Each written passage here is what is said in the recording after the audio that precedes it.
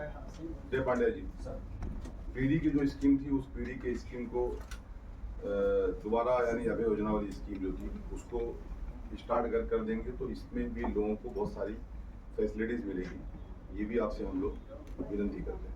सो MSc scheme था वापस आपका फिर जो लेटर है उस लेटर हमको तो वापस हम साहब का लेटर दे देते Right, आपको sir. और उस लेटर के लास्ट टाइम भी साहब के कहने से ही आगे साहब के कहने से वो स्कीम का हुआ आपके था। और ये मीटिंग आपकी चलते रहेगी, चलने दो। पिछले एक साल में इलेक्ट्रिसिटी का बिल महाराष्ट्र सरकार की तरफ से कितना बढ़ा है जरा बताइए। एक साल में सर अगर मैं आपको एक साल का एग्जैक्ट परसेंटेज लेके 2020 से जब हम आए हैं तब से अब तक कम से कम 4 बार रिवीजन हो चुका है। कितना बढ़ा? फीस में कितना था पर यूनिट? मैं आपको यानी जो लोगों के मन में शंका है ना कि टोरेंट वाले बिल बढ़ाते हैं, तो पिछले 5 साल में महाराष्ट्र गवर्नमेंट ने कम से कम 200 गुना बिजली के रेट बढ़ाए हैं, 200 गुना।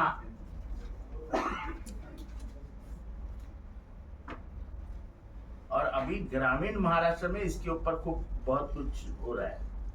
अभी तक शहर में तुम्हारे पास पैसे है, तुम ऐसे चैनल पे दिखा के मारने की चली जाती हो और फिर तुम बोलते हो जितेंद्र आवाड ने रेट बढ़ा के दे दिया है हमको।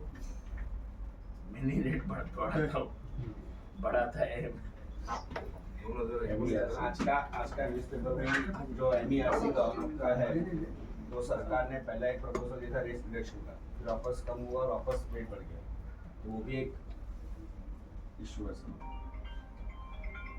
तो एक बड़ा आंदोलन महाराष्ट्र लेवल पे खड़ा करना पड़ेगा और पूरे महाराष्ट्र में, ऐसा नहीं कि सिर्फ कलवा मुंब्रा को तकलीफ हो रही है, पूरे महाराष्ट्र के जनता को तकलीफ हो रही है। रेट कुछ ना कुछ बढ़ा दिए गए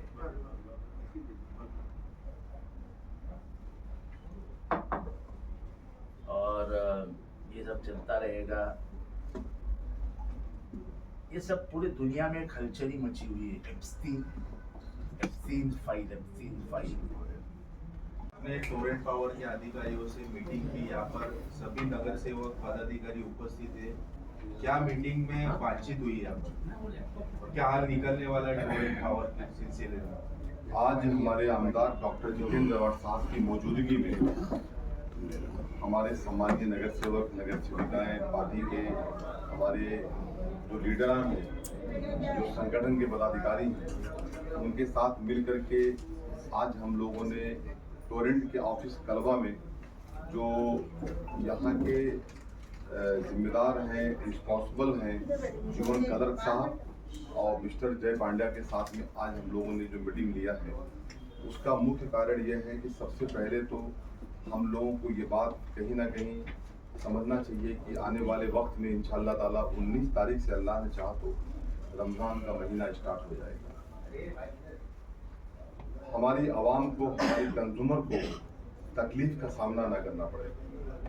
जैसे उसमें मुख्य बहुत सारे पॉइंट्स थे कि सबसे पहली बात तो ये थी कि रमज़ान के अंदर कोई भी तरीके से क्या होता है कि वर्क चालू था, लाइट चली गई, ये कंप्लेन नहीं आना चाहिए। वैसे लाइट तो, मैं गलत बात तो नहीं कर सकता, लाइट तो फिलहाल नहीं जाती है अभी और लाइट तो फिलहाल हमारे शहर को अच्छी मिलती है, लेकिन उसके बाद भी कोई दिक्कत ना हो, नहीं तो नमाज की दुश्वारी हो, पानी के लिए दुश्वारी हो, ये सब चीज़ों को देखते हुए आज हम लोगों ने इस मीटिंग को ये पॉइंट मुद्दे में लिया। सबसे बड़ी समस्या शहर में ये है कि जो अभय योजना चल रहा था पीढ़ी की स्कीम के तहत 12 में, वो कहीं ना कहीं बहुत दिनों से टोरेंट ने बंद किया हुआ भाई। तो आज हमने ये मांग किया है और आवाड साहब से भी हमने कहा है कि आप ऊर्जा मंत्री जी का टाइमिंग लीजिए और टोरेंट से कहा है कि आपका लेटर बनाइए और हमारा जो हमारे आमदार साहब का लेटर हो या हमारे नगर सेवकों का लेटर हो या बाकी जो भी नगर सेवक हो, सबको लेटर देना चाहिए ला करके टोरेंट के पास।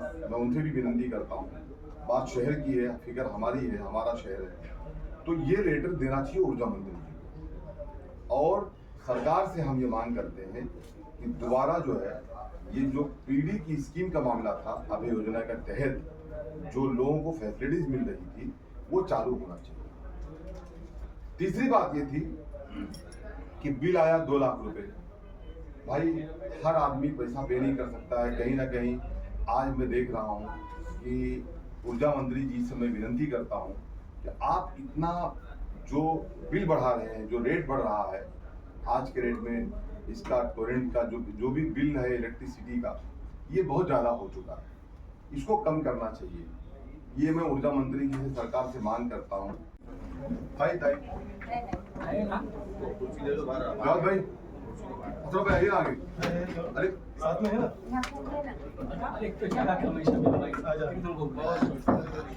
भाई भाई यहाँ पे आइए।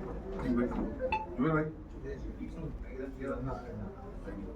ओके भाई